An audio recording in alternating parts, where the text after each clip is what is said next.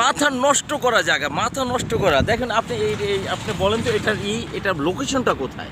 এটা হচ্ছে 300 ফিটের একদম মাথায়, আপনারা এটা কাঞ্চন ব্রিজের মোড় বলতে পারেন।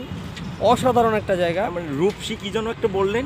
রূপসী মোড়ও বলে এই জায়গাটাকে, হ্যাঁ কাঞ্চন ব্রিজ মোড়ও বলা হয়। সবচেয়ে বড় বিষয় হচ্ছে ঢাকা থেকে 10 মিনিটের মধ্যেই এই মনোরম পরিবেশে কেউ যদি ছুটির দিন কেউ মনটা খারাপ থাকে, যদি সঙ্গিনী কাউকে নিয়ে অথবা কোনো বন্ধুবান্ধব এসে মন খারাপ থাকলে এখানে বসতে পারবেন। এবং বিশাল সাইড ধরে হাঁটতে পারবেন, রাইট অসাধারণ সুন্দর রাইট পথ। আপনি আমার মনের কথা বলেছেন। বিশাল বিস্তৃত অনেক মানে ওই বিচের মতো যে একেবারে ফুটপাত হয়, তাই না?